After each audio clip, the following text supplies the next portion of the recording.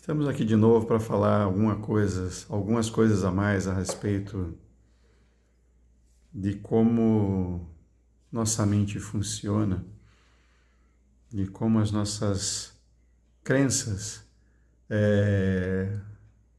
controlam as nossas vidas, muitas vezes sem a gente perceber. A nossa mente funciona mais ou menos como, pegando aqui uma lente assim grande como exemplo, com uma macrolente, vamos dizer assim. Macrolente por quê? Porque ela reúne uma série de outras lentes pequenas que dominam a nossa experiência.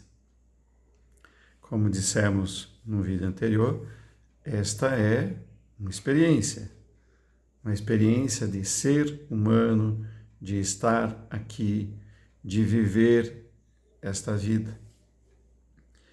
E esta experiência, ela é dominada por lentes. Algumas dessas lentes não são tão óbvias. São óbvias, porque estão muito presentes. Mas elas não são tão óbvias porque a gente não se dá conta delas. Então, uma das lentes é essa daqui, ó, o tato. Outra lente, a visão.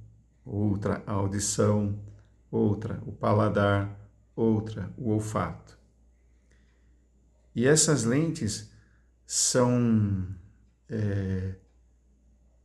macrolentes também, porque dentro dessas, esta é uma macrolente, estas lentes agora são macrolentes também, porque nós temos outras lentes dentro dessas daqui que são mais sutis e às vezes a gente não percebe. Por exemplo, vamos falar do paladar, que é algo que não é muito comum a gente pensar. Eu posso gostar mais de doce, eu posso gostar mais de azedo, eu posso gostar mais do picante, posso gostar mais do agridoce, eu posso gostar de vários sabores diferentes. E esta lente, que é o paladar, vai fazer com que a minha experiência seja diferente. Por quê? Porque através desses sabores que me são palatáveis, agradáveis, eu interpreto a experiência do comer. A experiência do comer, não. A experiência do sabor da comida. E isso, às vezes, é algo que a gente não se dá conta. Um dia, o professor falou assim para a gente numa aula: eu posso gostar de chocolate, mas não poder comer chocolate. O que eu posso fazer se o desejo for muito grande? Pego o chocolate, mastigo, sinto o gosto dele e cuspo fora. Jogo no lixo. Mas como você não comeu chocolate? Mas o que você queria sentir, que é o gosto do chocolate, você já sentiu. Não precisa engolir ele, você já sentiu o gosto. A experiência do gosto do chocolate você já teve. Para quem gosta de beber, a experiência do gosto da cerveja, do vinho ou de outras bebidas como café, chá, leite, iogurte, outras bebidas quaisquer, estão passando por esta lente aqui. Sal, açúcar, na verdade, salgado e doce, não sal e açúcar. O salgado e o doce vão passar por esta lente também. Não é muito comum a gente pensar nisso. Por quê? Porque está no automático. A gente vive no automático. E no automático as nossas crenças nos dominam. No automático, essas micro, macro e macro lentes, vamos dizer assim, nos comandam mais ainda, sem que a gente perceba. Então, eu tenho sabores que passam aqui pelas minhas papilas gustativas e que definem aquilo que eu vou consumir como comida, que é aquilo que eu gosto, quais são os sabores que eu desejo. Para mim, comer é um prazer, mas antes de tudo é uma experiência. É uma experiência de sentar, degustar. E aí nós vamos para um outro ponto, uma outra lente diferente. Olfato. Quando eu vou comer, eu sinto o cheiro da comida antes. Por exemplo, quando eu estou cozinhando, e às vezes eu usei um tempero que tem um perfume um pouco mais acentuado, meu filho que está em outro lugar da casa, ele vai fazer 10 anos, está em outro lugar da casa, ele vem falando, que cheiro bom. Automaticamente as lentes aqui funcionam de outro jeito, dizendo assim, tá com fome.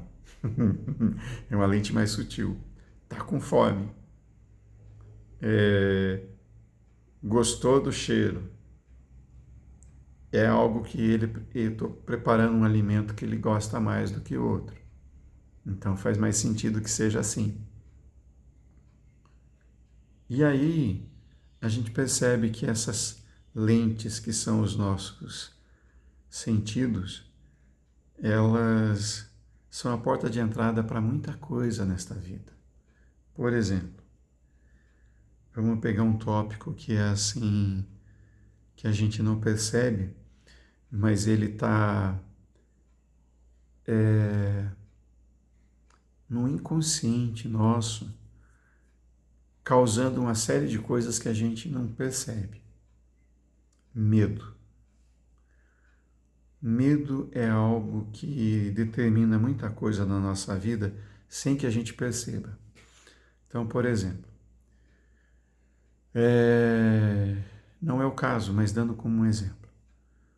Uma criança, aí perto dos 9 a 10 anos de idade, vai falar em público pela primeira vez, numa sala de aula, e se esqueceu e não estudou direito a matéria que tinha para estudar.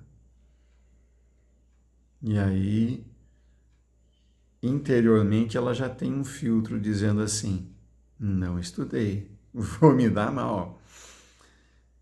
Porque a professora já tinha avisado, a professora já tinha avisado, vou chamar alguém aqui à frente, mas não sei quem, vou escolher e chamar alguém. E a criança fala assim, posso ser eu, e sou eu. E daí eu não me preparei para aquilo. E aí eu já chego lá com medo. E quando o medo se concretiza, e eu não me preparei para aquilo, e eu passo uma vergonha porque, vamos lá, quarta, quinta série, criançada não perdoa. Criançada, quando vê o amigo em apuros, via de regra, né? Tem exceções, mas via de regra. Vê o amigo em apuros, dá risada. A trava deles é outra. Então, assim, eles dão risada, eles brincam, eles fazem piada. E tá tudo bem, faz parte do crescimento. E aí, para aquele que está ali passando por aquela experiência, ela pode não ser agradável. E se configura num marcador que vai ficar aqui no subconsciente dizendo assim, falar em público é desagradável, falar em público é desafiador, falar em público é algo que me traz um desassossego, uma perturbação interna. Está criado um medo que eu nem sei de onde veio, porque ele se perde nas camadas do tempo, ele se perde, e eu nem sei de onde ele veio. E aí, em algum momento, na minha vida social, na minha vida profissional, eu tenho em algum momento essa exigência de falar em público. Aí bate a insegurança, por vários motivos, mas um dos motivos é esta informação já instalada no drive, dizendo assim, perigo, perigo, perigo. E aí o medo aparece. E às vezes a experiência é tão impactante que a resposta a este impacto é o trauma de travar. Então eu travo, não consigo falar em público. E aí eu paraliso. E isso acontece com várias outras situações. Este foi só um exemplo. Aí eu passo a usar a lente do medo. A lente do medo está instalada. Eu passo a usar essa lente do medo. E essa lente do medo, ela vai pautar a minha vida em vários sentidos. Por exemplo, como eu tenho medo de falar em público e eu já tenho esta experiência limitante instalada ali, eu posso ter outras experiências também, como por exemplo, ser rejeitado por alguém, ser abandonado por alguém. Isso acontece em todos os relacionamentos, não estou dizendo só entre casais, mas também entre amigos, entre pais e filhos, acontece o tempo todo. E aí, esse medo passa a controlar a minha vida. É uma lente sutil que eu não percebo, assim como essas que eu estava comentando aqui do paladar. É uma lente sutil que eu não percebo, ela se instala e começa a dominar a minha vida. E aí vem algo que me é muito mais seguro, é não agir por mim, porque eu sou aquela pessoa que passei por experiências desagradáveis, experiências que não foram amigáveis, e aí eu vou passar a usar isso como um comando, como um norte. E assim é muito mais fácil para mim eu ter as coisas que eu vou fazer, que eu preciso fazer, escritas, descritas, comandadas por alguém que vai controlar a minha vida à distância. Às vezes sem esta intenção, mas muitas vezes com intenção. A nossa sociedade é pautada por essa direção com intenção. Então nós temos algumas lentes bem sutis que a gente adquire e não percebe que são lentes. Por exemplo, algo muito comum na sociedade brasileira é preferência por time de futebol. Então eu prefiro o time A e não o time B. É uma lente. Todas as vezes que falarem algo deste time que está na minha preferência, eu terei uma simpatia, se estiver falando bem, ou uma antipatia, se não estiverem falando bem.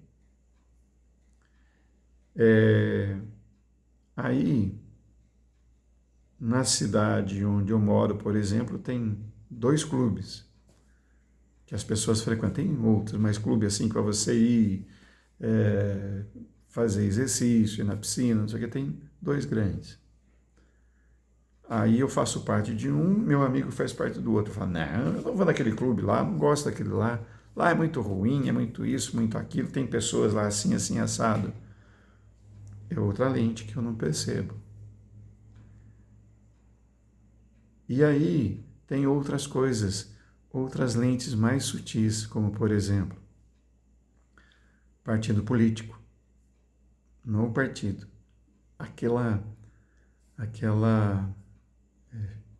Aquele tipo de pensamento político que aquele partido representa.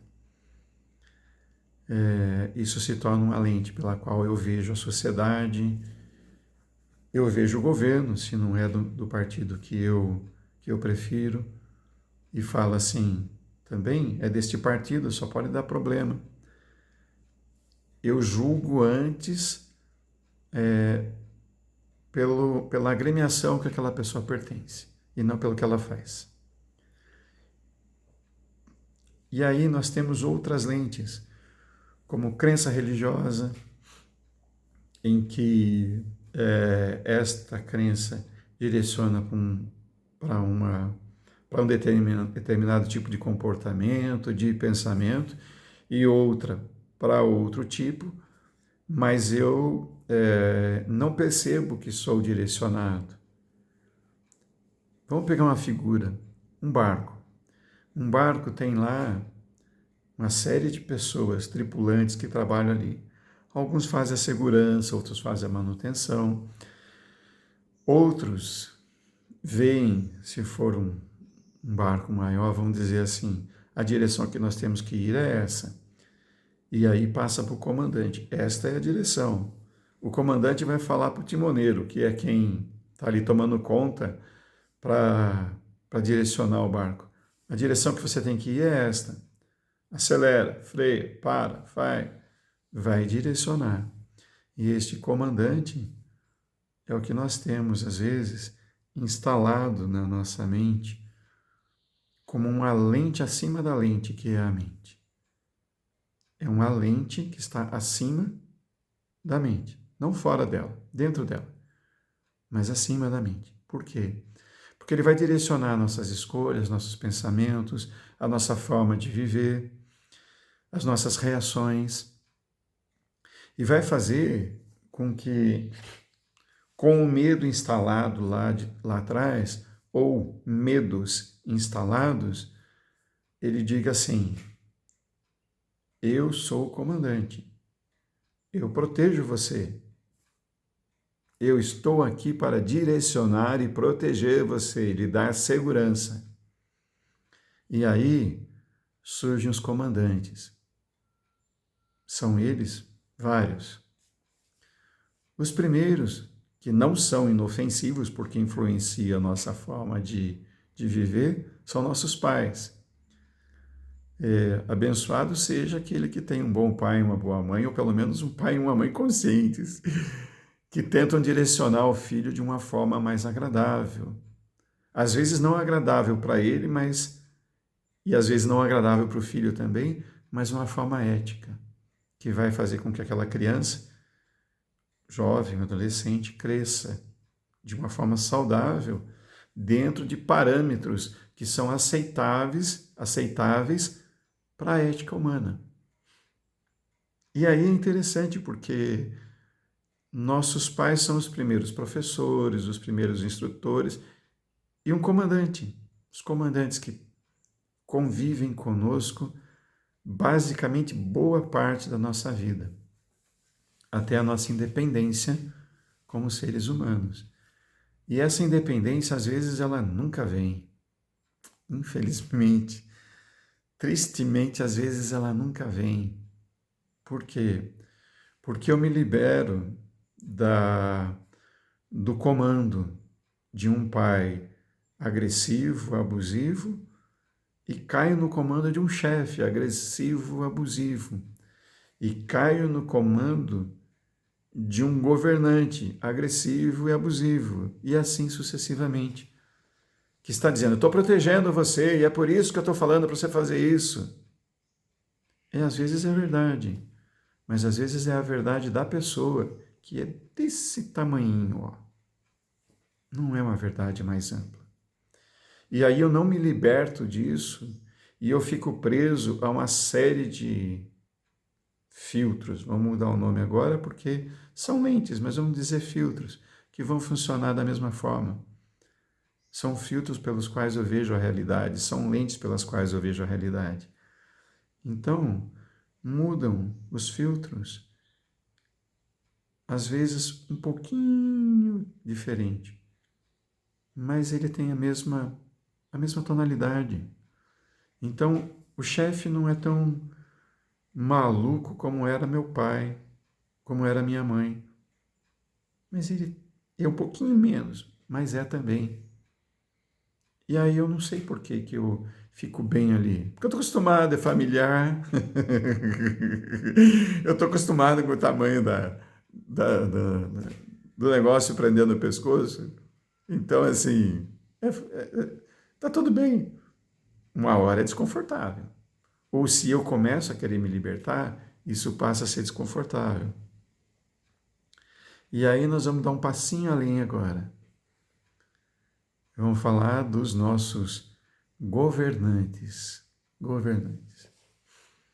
Não do Estado em si, do Estado no qual nós vivemos, do político, mas dos governantes da nossa sociedade.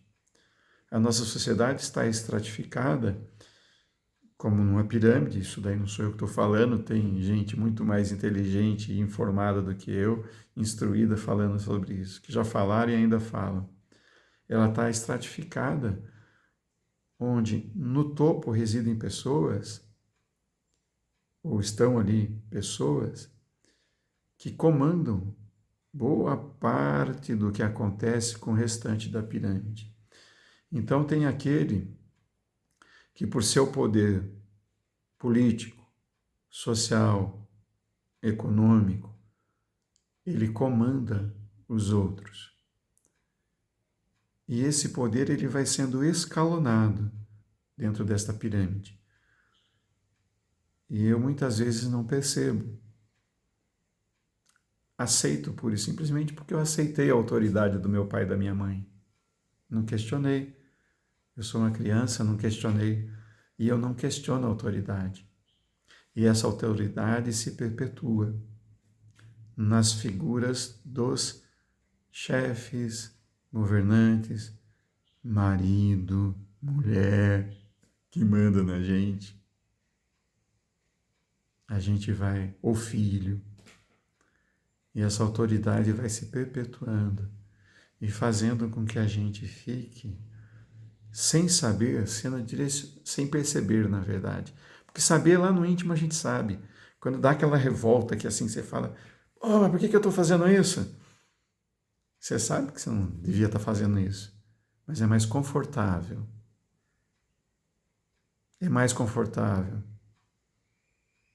ter responsabilidade própria por aquilo que eu falo, por aquilo que eu penso, por aquilo que eu acredito, por aquilo que eu vivo.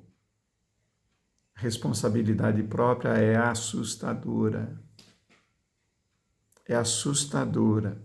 Não a responsabilidade própria no sentido de que assim, eu sou responsável por mim, também, mas eu que pago minhas contas, que faço isso, que faço aquilo. Responsabilidade íntima de dizer assim, ninguém está aqui para dizer para onde eu vou. Eu tenho que saber para onde eu vou. Tem um Deus acima de mim comandando tudo. É assustador você falar assim, não tem Deus nenhum. É assustador você falar assim, há uma inteligência divina que a tudo comanda, mas ela não dirige o que eu estou fazendo.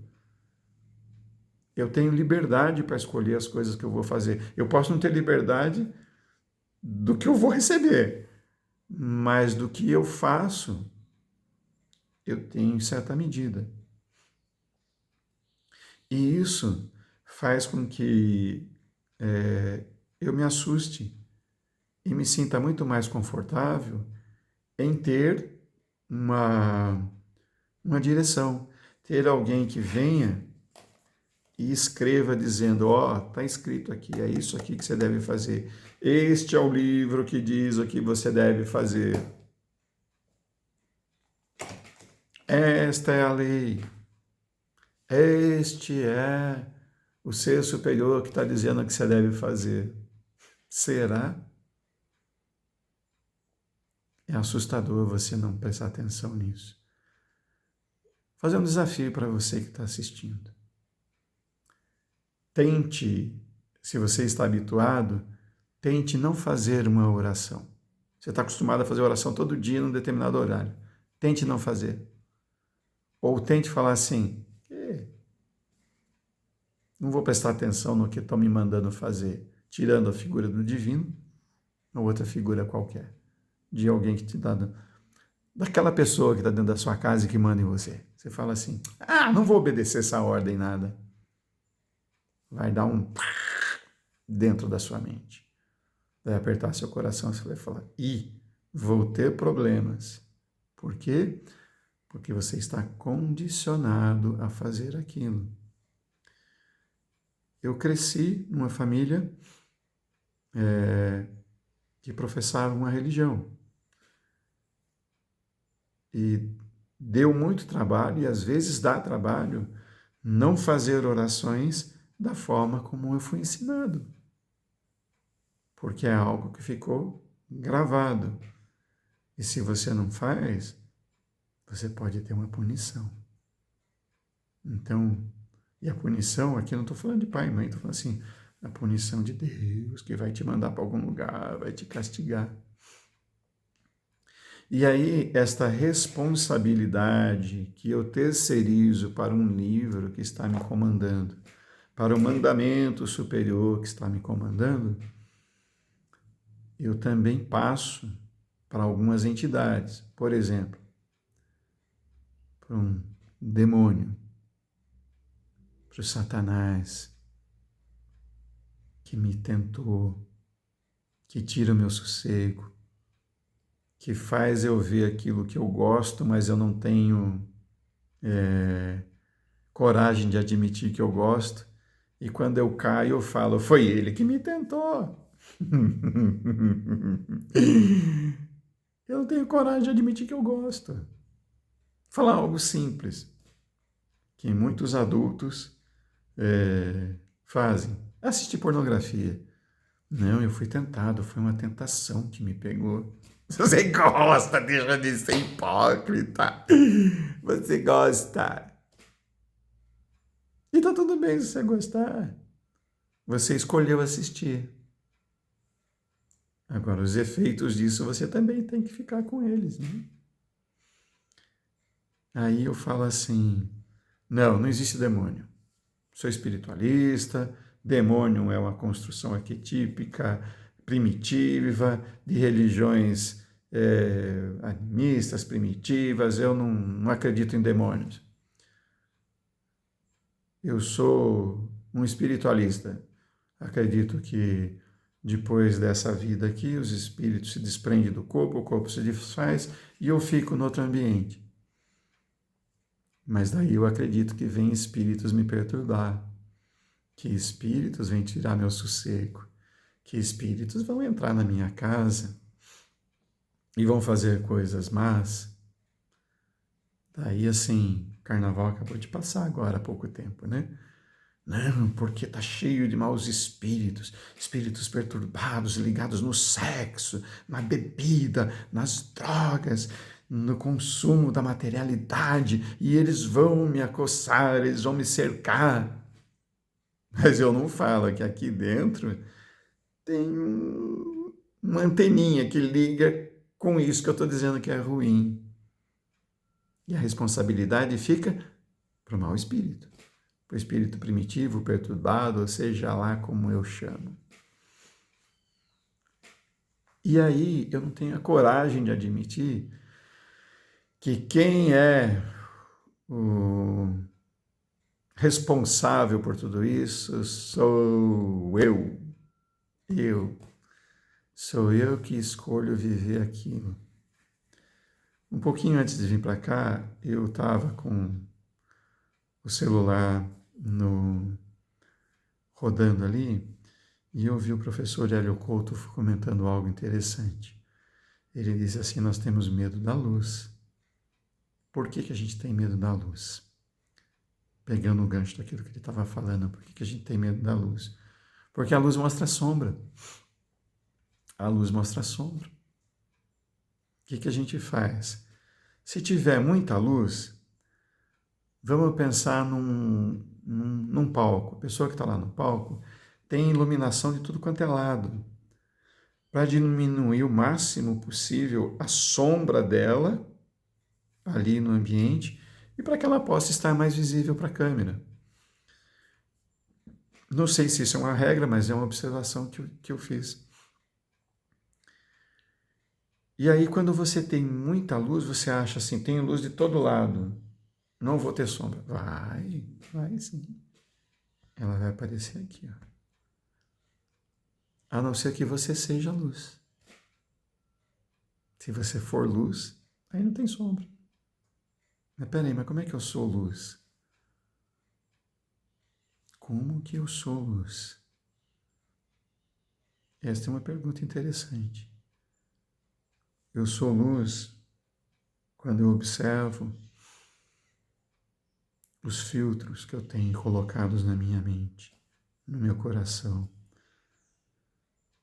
que são essas lentes que eu estava falando no começo, e que me fazem cair o tempo todo, me fazem estar com pessoas que não vão me trazer nada de positivo, podendo eu escolher estar em outro lugar, eu comprar coisas que eu não preciso, eu viver de uma forma que eu não quero, intimamente eu não quero, e buscar liberdade. Só que eu busco a liberdade dizendo assim: este governante, seja ele em que estágio estiver, este governante me faz escravo, eu preciso me libertar.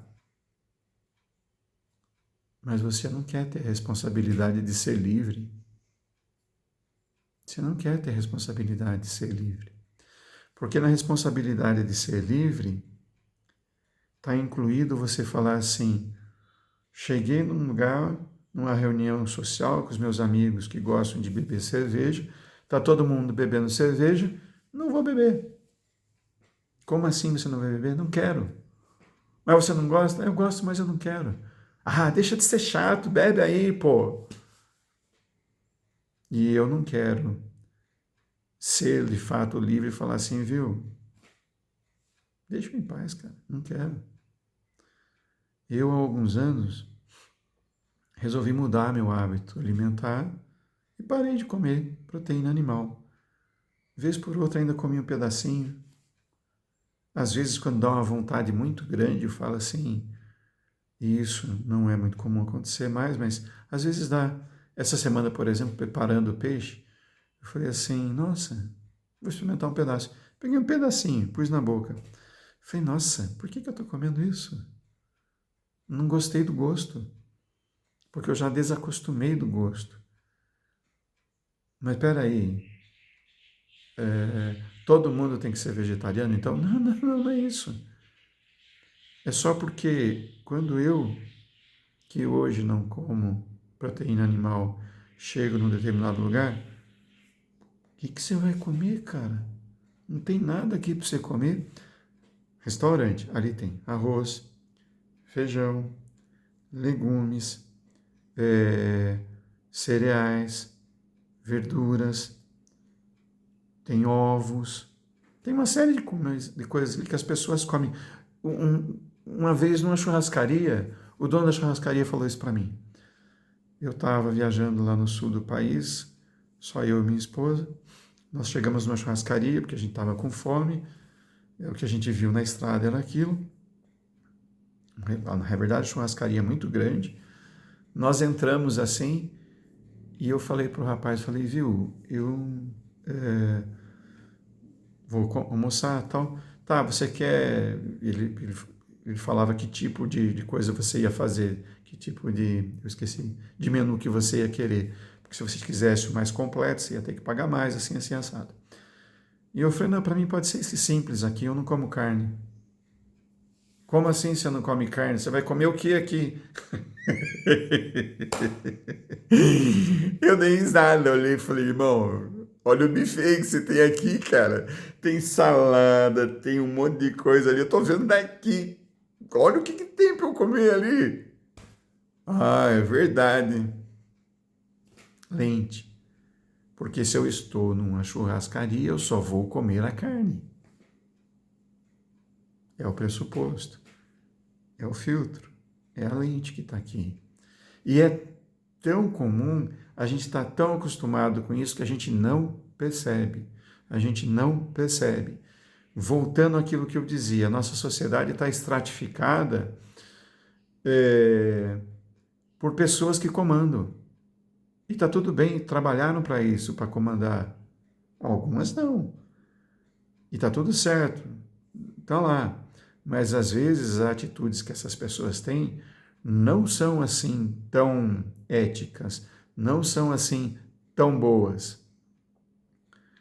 E porque às vezes eu assumi a bandeira que aquela pessoa que está dirigindo professa, eu fecho os olhos para coisas que ela faz e que não são boas, que não estão dentro da ética. Então, assim, eu sou de um partido qualquer e olho e falo, este governante é diferente do partido que eu sigo. Tudo que ele faz está ruim.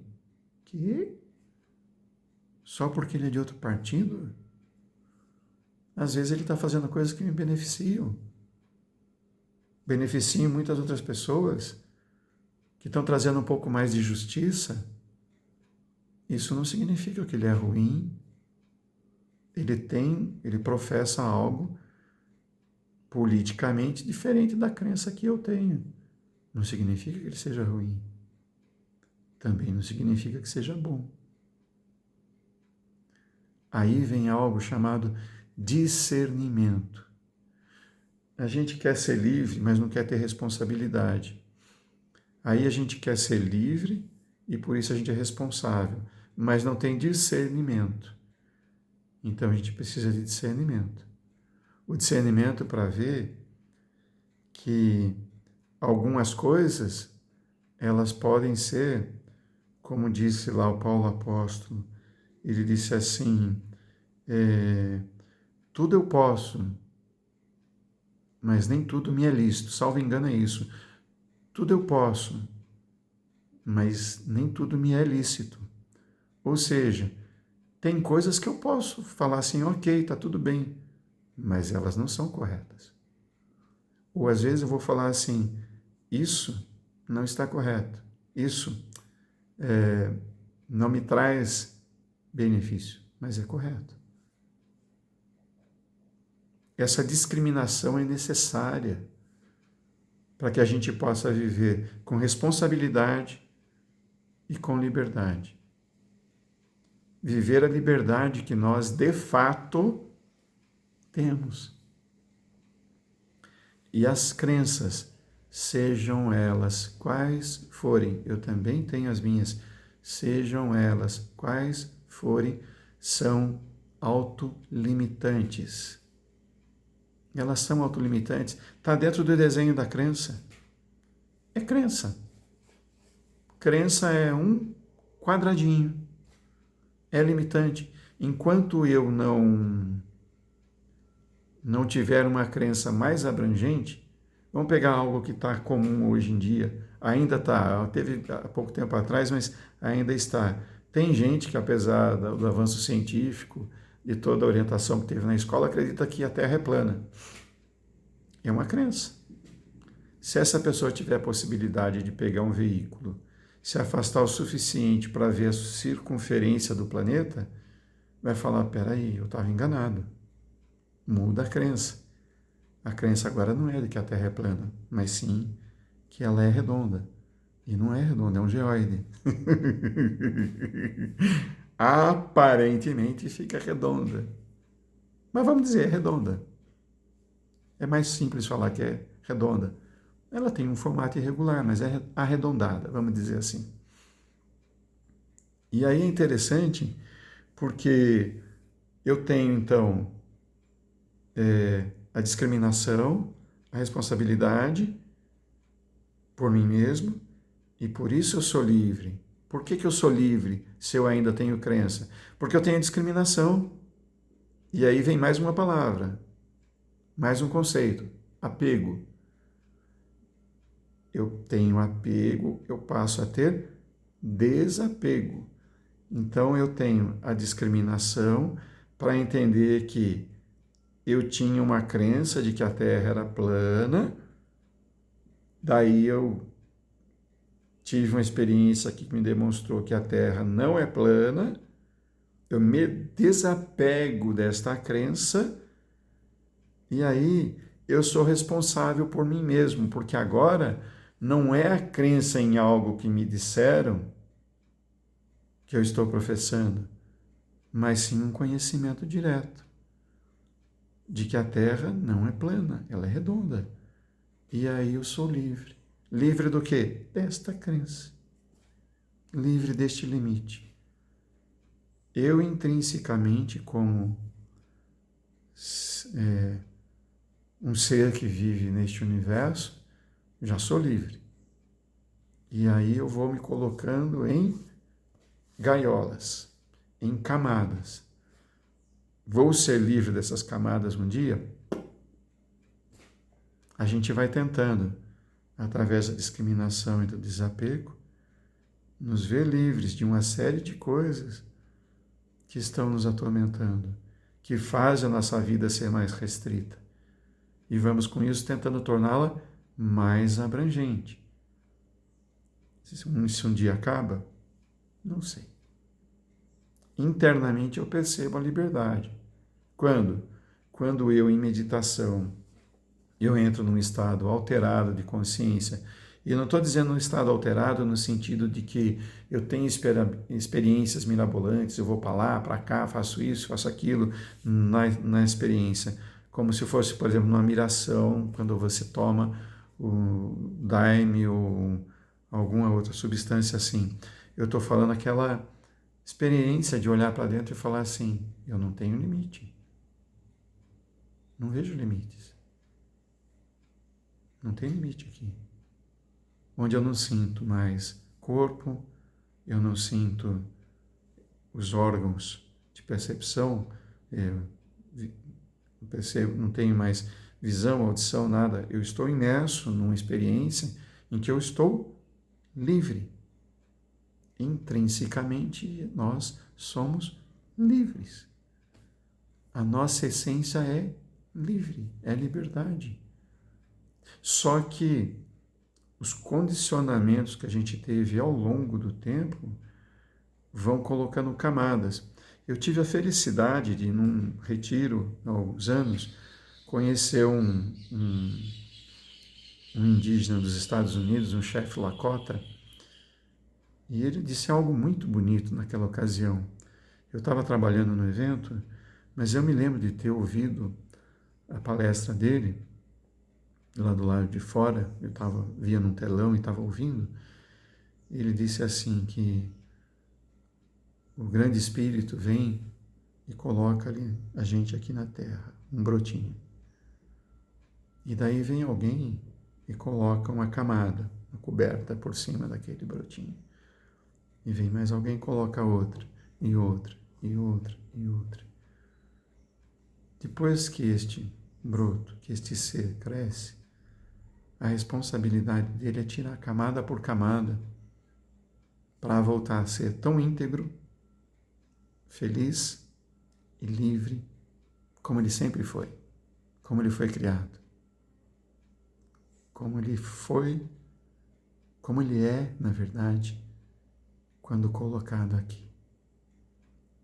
Mas daí a associação, a identificação com uma série de coisas vai fazendo com que ele se torne escravo. Escravo do relógio, escravo dos boletos, escravo das próprias percepções, escravo das próprias crenças, escravo de sentimentos de posse que ele considera que seja amor, de outras coisas inúmeras. Aí dá para a gente passear nesse parquinho e ver um monte de coisa. É só a gente mergulhar para dentro e fazer um contraponto de quando eu mergulho para dentro do silêncio, fico no silêncio absoluto da mente e percebo essa vastidão imensa que está aqui dentro, esta tranquilidade e a liberdade que eu tenho aqui em contraponto com os limites que são colocados pelas minhas crenças, pelas coisas que eu vivo. O convite hoje é para mergulhar nessa liberdade, para se livrar do medo, Nós estamos passando por algumas transformações profundas na nossa sociedade.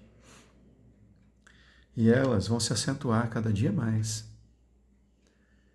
E o medo é algo que faz a gente terceirizar a nossa responsabilidade.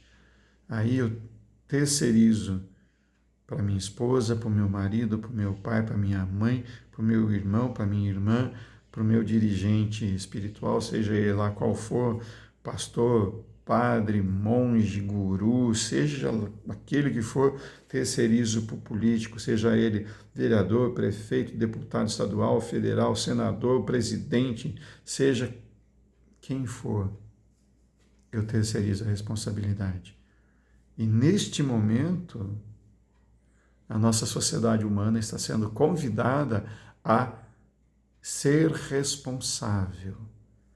Ser responsável, ter discriminação, desapego, para conseguir enxergar a própria liberdade. A liberdade de viver de forma ética, correta.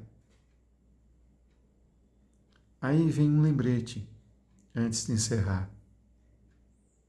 Não julgue. Não julgue.